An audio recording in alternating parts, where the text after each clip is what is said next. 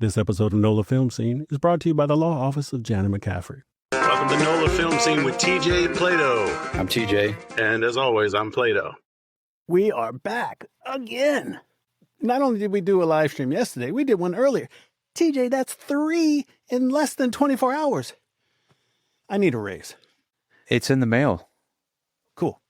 Wait, is that email knowing you and your anyway? It's in the mail. Yeah, it's in the email. We have another great guest who's going to join us for Cajun Con, and you are, sir. Me Grimlock, me Dinobot leader. It's me, Gregg Berger. How's it going? That is so awesome. Greg, nice to have you. Hey, thanks. I only go where I'm invited. We'll invite you more and more. All right. I know a few of your compatriots. I took some voice acting lessons with Michael Bell. An excellent choice. He's fantastic. Who else I know? Charlie Adler. Perfect. So some of your Joes, some of your Transformers. Rob Paulson. Ickis Oblina, you're late for class. Charlie is such an Ickis. I love Charlie Adler. I love everybody you just mentioned. Yeah, Charlie's a force of nature. When I took his class, it was over Zoom, and it was in October of 21. And we had a hurricane come through and took our power out in like a month before. And I couldn't even send an email. I was like, oh, nervous. And I don't know if I'm going to have power back. Long story short, we got the power and the cable, my Wi-Fi, back the day of the class. Sometimes it works out. And I emailed him. I'm first on the Zoom. Oh, and he goes, let me ask you a question. When are you going to move from that city? I said, okay, Charlie, let me ask you a question. You're in California, right? You'll have wildfires, earthquakes, mudslides. That we do. You're going to move from your city. And he went, fair enough. Sounds like my Charlie. Yeah. Force of nature. Wonderful guy. Yep. We were talking before we got on, folks, and kind of the way things are working, people we know in common, like a harmonic convergence.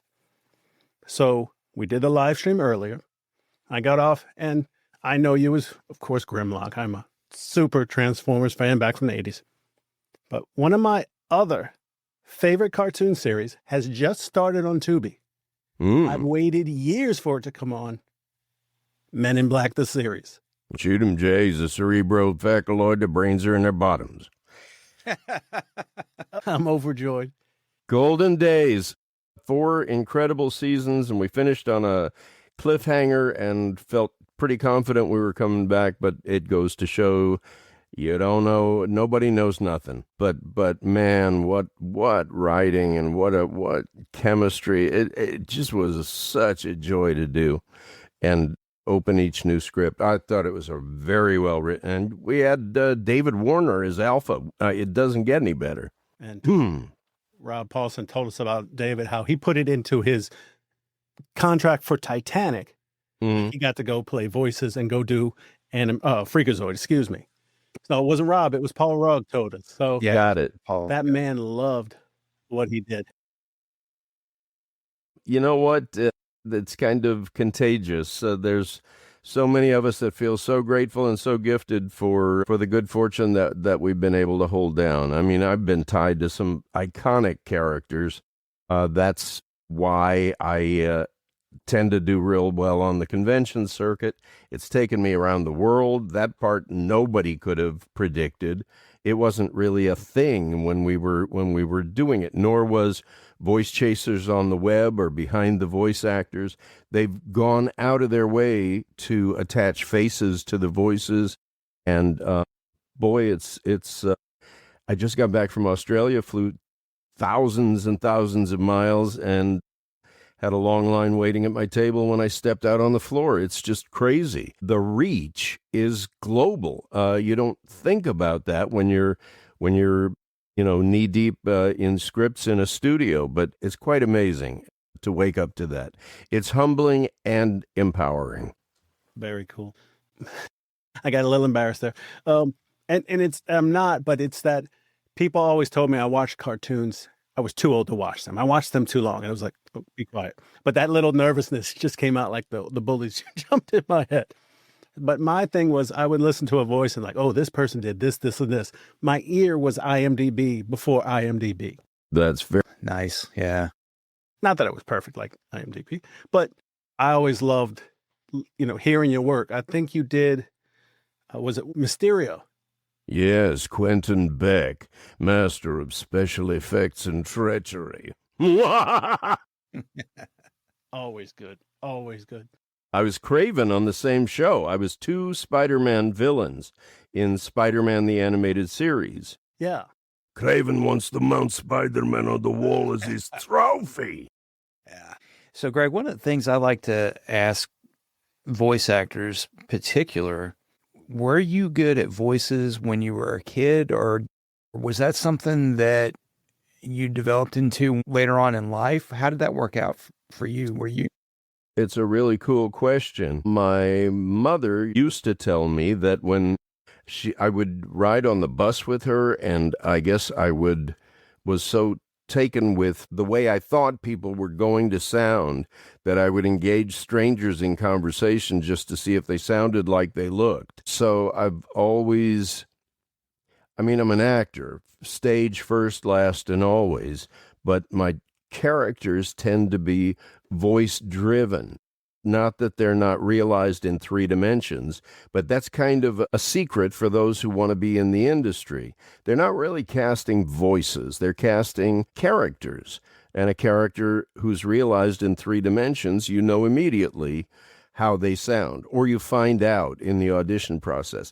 Either way, you have to be sort of grounded in a character before the voice makes any believable sense. And once you're there, the goal in the audition is to surprise yourself while you're surprising them.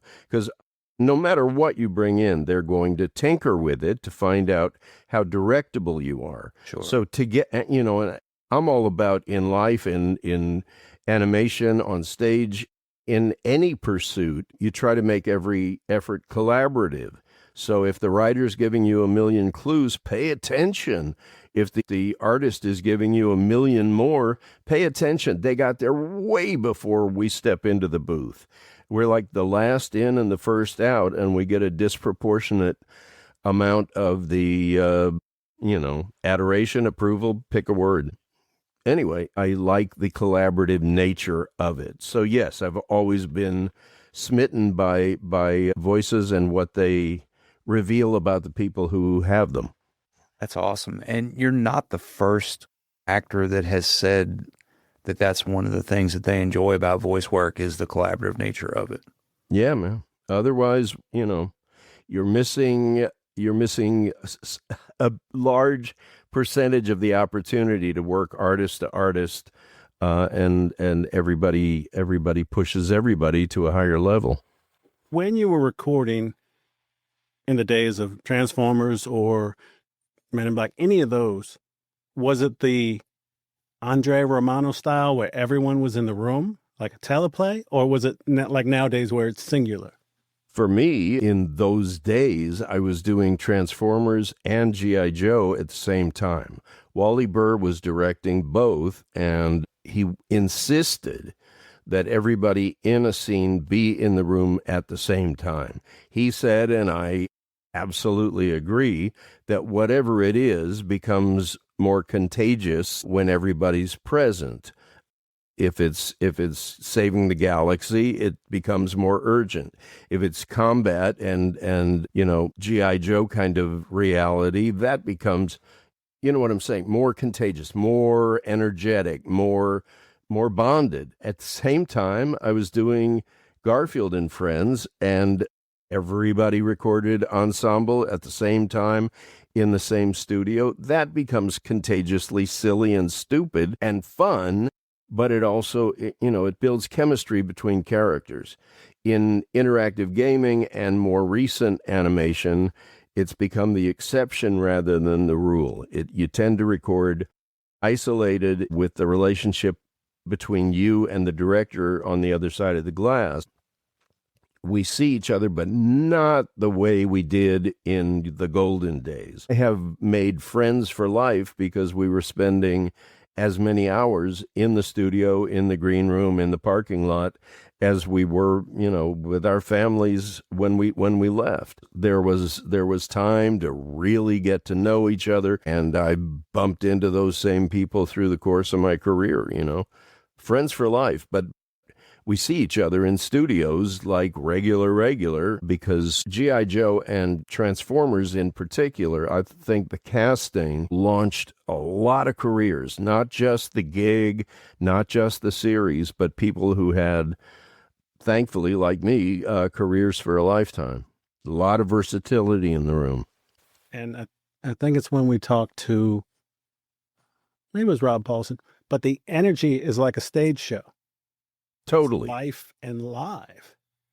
I don't know if you know the actor, my brain. Never mind. We'll go back to that. Yeah, not a problem. When it pops in, just interrupt with it. Oh my God. It just was like a total brain lapse. I have that all the time. I call it, picture the car driving down the highway, and then you hit a speed bump and all four wheels are off the ground and you can't get any traction. Start spinning faster and faster. Oh my God. So that's what no just worries. happened. And on we go. Live, Yeah. I talked myself out of a question. We're both doing it. Yeah. It's like, what do I say now? Oh my God. That's it. So let's cut to a record and it's not radio. We're back. TJ, jump in and save me at any point. I'm liking watching you flounder a little bit. So I think my personality might be a little bit bigger than TJ's, but in different ways. Like he's a little more introverted and great with tech and, and quiet. But when he comes with that stuff, it's cutting. It's different. I think you complement each other beautifully. Thanks. I think he gets mad when I talk a lot. No, actually, I don't. I got you. I'm just trying to recover, TJ. Thanks for going along with the bit. That bit. I got you. Yeah. I can't follow you, Brian. You're an idiot. Wait, that's what my wife says. Never mind. Yeah. So let's switch to cons. I'm sorry if I've got some buzzing going on. I can't mute at this point, TJ. It's trying to reconnect even though I'm connected, so I'm not touching anything. Pardon me to the audio gods. We'll be right back. Have you been injured? New Orleans-based actor Jana McCaffery has been practicing law in Louisiana since 1999, specializing in personal injury since 2008. She takes helping others very seriously, so if you've been injured, Jana's offering a free consultation and a reduced fee to fellow members of the Louisiana film industry. She will handle your case from start to finish. She can be reached at janamccaffery@gmail.com or 504-837-1234. Make sure you tell Her NOLA Film Scene sent you. Frank Welker used to have the ability to make it sound like the whole studio was arcing. People would dive for cover. I was lucky. Then he turned to me and said, well, it was this or college. He went to college. Yeah, I met him and Peter on a GalaxyCon live call. Uh-huh. And I made him laugh. I had both the Autobot and Decepticon symbols. They were silver. And, they take a picture for your video. And I held them up here and they cracked up, which perfect. That's my goal in life, is to make people laugh. So I was very happy for that. Let's switch to cons, since we're here promoting Cajun Con, December 6th and 7th, Lamar. Yeah. Center, Gonzales, Louisiana. And you kind of said, they had a few comic conventions back in the day in the 70s and stuff, but it exploded so much more, in this millennium. Let's explore that for. What were your thoughts when it first started? A favorite story from it? Anything along those lines to save me from talking? I kind of became aware of the reach of that convention phenomenon at a BotCon. It was me and Michael Bell, who you mentioned, and John Stevenson, all from Transformers. It was a BotCon. It was my first BotCon, and we were tired from travel, and we walked into the lobby of the hotel, and we might as well have been the Rolling Stones. It was rock star treatment from the minute we walked in. We were surrounded by people. It had been some years since I'd been involved with the franchise, and I was kind of not aware of the twists and turns that the storyline and even incarnations of Transformers had taken. People enveloped us We checked in, and it was kind of sensory overload. There was so much love coming at us that none of us were prepared for it. We checked in, and the three of us were kind of sticking to each other. We got our room keys. We got on the elevator, and before the elevator doors closed, there were probably 40 people in the elevator, all just kind of throwing love and interest and stuff at us, and in fact being incredibly informative about how G1 had almost a demigod status for them. And so I started doing homework. I wanted to know more about how everything fit together, and they were throwing around the word realignment, and generations were existing and coexisting and coming around and coming back. And anyway, it opened my eyes not only to fandom as sort of the invisible member of the ensemble, but just the fact that I wanted to refresh my mind on the story because I knew there would be questions about it. So anyway, I think I rededicated myself to sort of watching the episodes and the 86 feature and reacquainting myself with what I already knew so well. But since then, I've literally been around the world. I just got back from 2 shows in Australia. I do shows in the UK. I have more upcoming, but it's just a mind blower. Earlier, I used the words humbling and empowering. It's both of those things. You don't want to beat your chest too hard because you're just trying to exceed expectation when you walk into the studio. But these are all things I could never have foreseen, and it's just a real sort of fringe benefit that I didn't know that I was creating over the, let's say, decades, because it's been decades. But there are so many people as familiar with my work as I am that it blows my freaking mind. And when G1 was pre-internet, so you've seen ratings and, you had your salary, so you were accepted and you had the next season, but you didn't have that interaction. And we talked with Billy Slaughter. He's our friend. Yeah. I'll introduce you to him at the con. Or all right. And he's been in Mayfair Witches, Twisted Metal, so he's our SAG vice president. Huh? You know what I mean? So just to get his credentials. And just he talked about that community building, that fan interaction where he has touched someone's lives and then they touch his at the cons, which not only does everybody a good boost, but it also, as actors, will get us through the lean times. More than you can possibly imagine. We don't know what the things we do mean to the people who embrace them. And it is sometimes heartbreaking. It's like, for me, everything's in opposites. It's heartbreaking and it's heart filling at the same time. It's beautiful, and they're sharing hard memories and what having those shows to cling to meant to them. And I just, every time I hear it, it never loses its impact. Mm. It's great. It's great. Yeah. Have you had any, I'm sure there've been bad things at cons, but anything where people, I almost regret asking the question. There's always going to be bad apples, but let's change that. Let's be positive like we like to be. Can you think of one of the most positive experiences you had with a fan? And if you can't, I'll move on. I'll give you a good one. Cool. I was tasked with Spirit, the Native American member of the G.I. Joe, who says possibility and impossibility are states of mind. In my mind, there is only the possible, that which can be done. And I tried to bring to him, I'm not Native American. My wife's family is, but that wasn't significant. It's very significant, but I couldn't claim that as my own. So I tried to invest Spirit, who has this epic battle over seasons with Storm Shadow, and their respected adversaries and esteemed opponents. Anyway, I was at a convention, And someone came to my table and introduced himself as Navajo Nation. And I said, I know where this is going, thinking that he was going to talk about diversity in casting, which I approve of, I endorse. But he said, that's not why I'm here. He said, I grew up feeling invisible.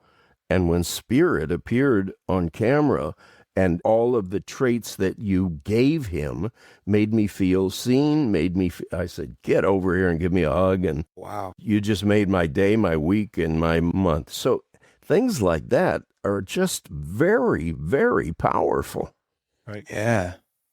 And you had a respect for the character and his, I want to say history, because I guess that's the right way to. Well, like I was saying about three-dimensionality, you look for traits and you look for backstory, which sometimes you have to write for yourself, but you try and present a whole person or a whole character rather than just, a voice or a silly voice or an intense voice or a deep voice, whatever it is.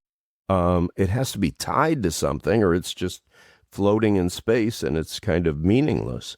Right. And I agree with you on diversity. People should be given the chance. And of course. But if I had to do something like that, to be respectful and not do a stereotype, that's correct. I'm admiring the way you handled it, and I'm fumbling a way to say it. That's all right. There was much more versatility in casting. They were entitled to 3 voices.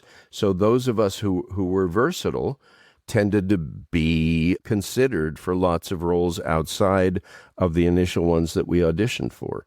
Anyway, I'm proud of it. I'm proud of what I did. And that moment was like a payoff decades later. Big payoff. Exactly. I didn't see any. I did a little IMDb research on you. Did you have any live action experience? Well, heck yes. I was did. sure you did. I just don't know. I did a lot of episodic TV in the 80s. I co-starred in just a big-hearted movie called Spaced Invaders, which still runs most Halloweens. Yeah. That was about the night that the Martians land in Big Bean, Illinois. Yeah. And I'm Steve W. Klembecker, the president of the Farmers Trust of Big Bean. Yeah. So we do bump into each other and hilarity ensues. It's a really sweet movie. I spent 4 months in Russia, in and around Moscow, doing Police Academy. I'm Yuri Tolinsky from Russian Police. Yeah, man. Yeah. And we were there during the attempted overthrow of the Russian government, so we're trying to do slapstick comedy, and things got extremely nervous for a while until they settled down. Yeah. And I did pilots for CBS. Anyway, there's an extensive on-camera career. It's just animation so became the sweet spot that I think it's kind of wise when your direction is trying to find you to let it, Yeah.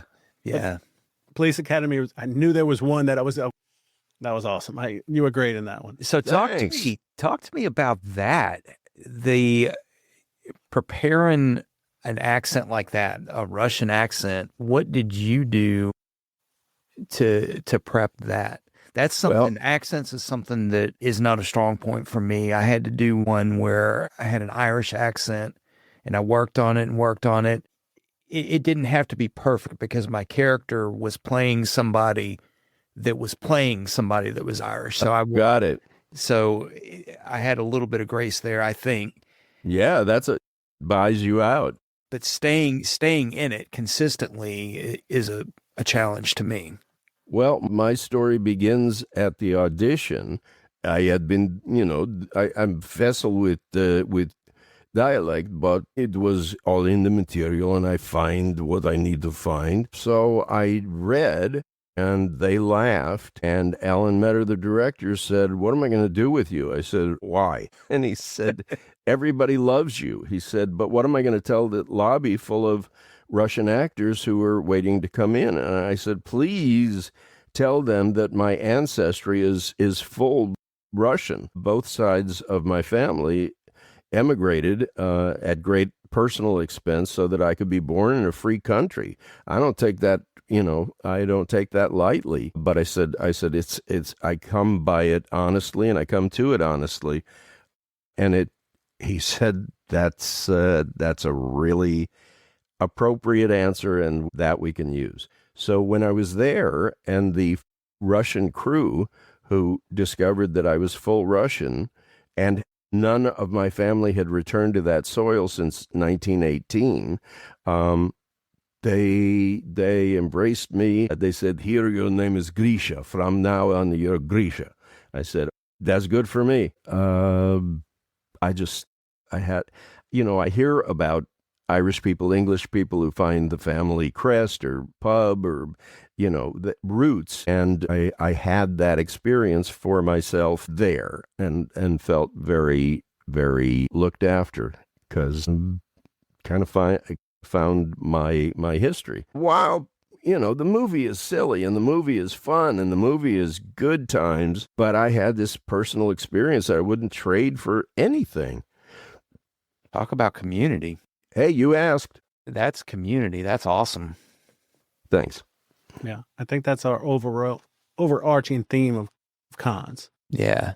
Finding your tribe, finding That's community. right. Cool. I love that. And in the acting community, too. I started in 2019 in background. TJ's a little bit after me. And then, Same. and we've done 48-hour films, if you're familiar with that contest. Huh? Yeah. Short films, independent films. We haven't hit our SAG stride yet, but we're trying. Making those connections with those people, just like at the cons, it's not that we're all just trying to do a job, but it's finding that art form.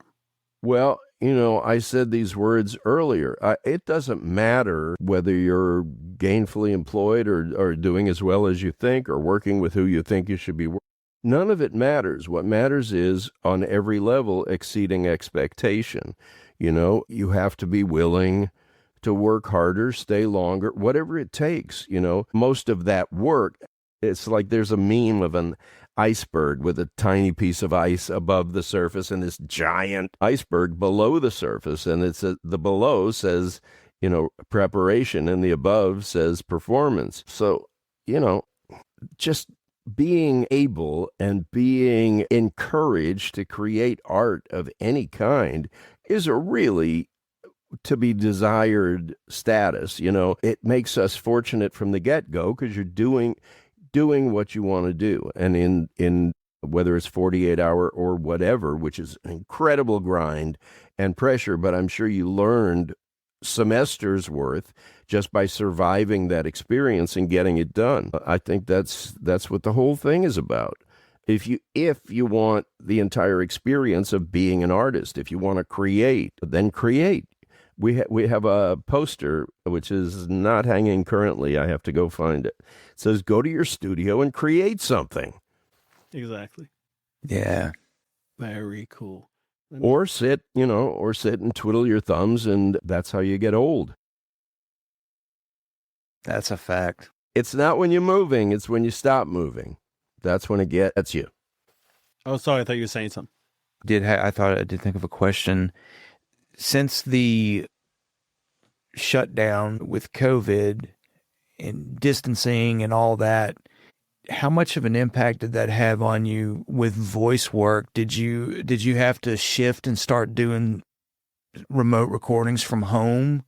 Yeah, totally insane change. I mean, we were all trying to find new solutions to a problem that nobody anticipated. Not only remote, but you had to get your setup improved, because if it was coming from a remote location, you wanted it to be consistent with whatever submissions were being heard before and after it.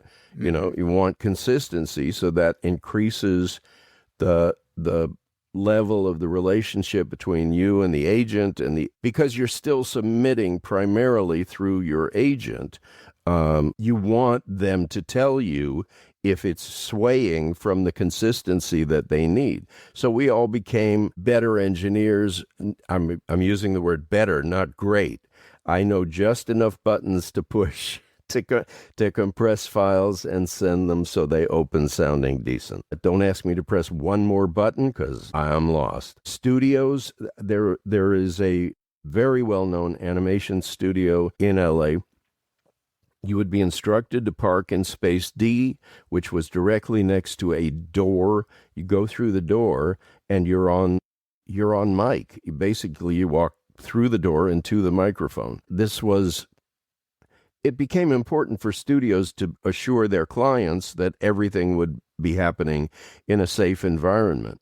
So you finish recording, you see everybody through the glass and wave like you're actually hanging out, but you're isolated, and then you're instructed to go back through the door, pull your car out as quickly as possible from space D, because that's where the next talent needs to park and was probably waiting for you to pull out. You know, we all, I mean, and good for us, we looked for new answers to unexpected problems, and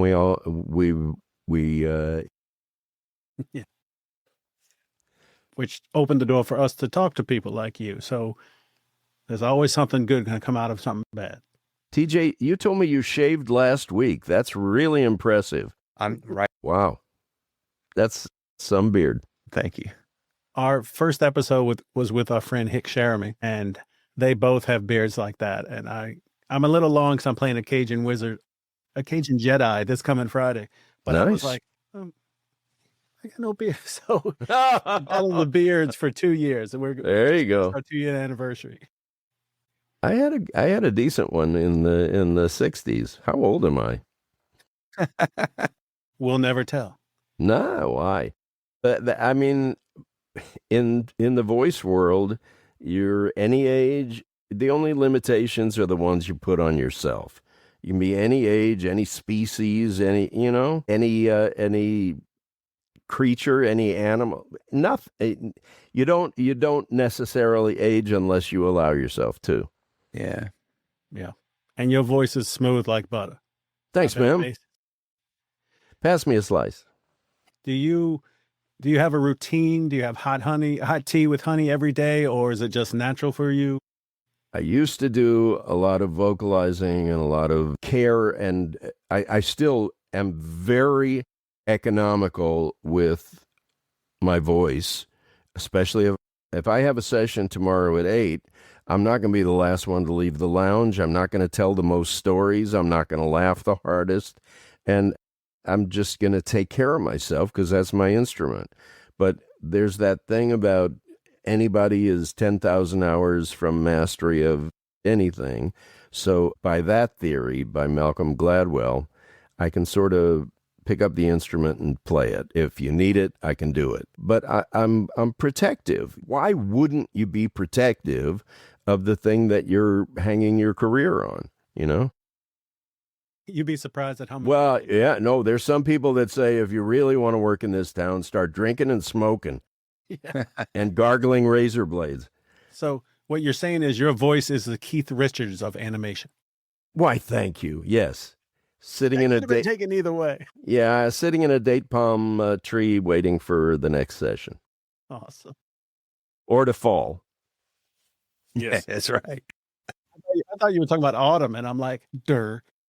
Have you been to New Orleans before? Yeah, it was some time ago, and it was actually, I was doing a show called Duck Man, where I'm corn-fed pig, and I have to keep the duck out of trouble. So that was on USA Network when it first appeared. I loved it.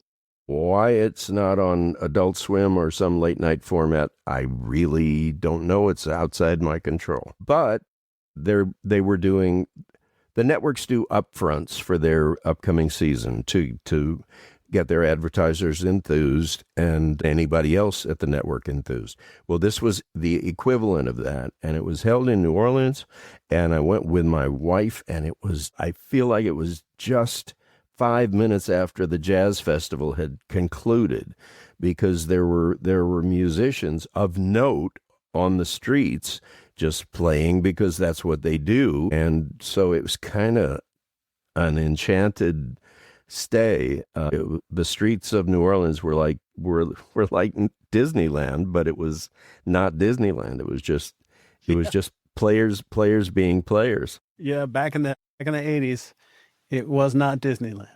No, It was closer to Times Square. I'm just saying it was an enchanted weekend, long weekend. Excellent. But yeah, beautiful, beautiful, beautiful. Can't wait to go back. And like you mentioned, Cajun Con is coming up quick. Yep, 3 weeks away. You're going to be closer to Baton Rouge than New Orleans, but we're still going to get you some great food. Works for me. We're not going to feed TJ, though. Yeah, that's it. That's right. Don't want to say this, TJ. I think we're done. I think we're out of time. Yeah, Well, we met as strangers and we leave as friends. Excellent. that's right. And you'll see on my feeds, I love taking selfies. So we were taking plenty of pictures at Cajun Con. All right, cool. I look forward to seeing you there. I look forward to seeing everybody there. I'm looking forward to meeting you. First Cajun Con, we're going to blow the doors off. See you there, folks. That's right. Okay. See you there, folks. Leave the doors on till I get there. Oh, okay, cool. Thanks again, guys. You're welcome. Appreciate it.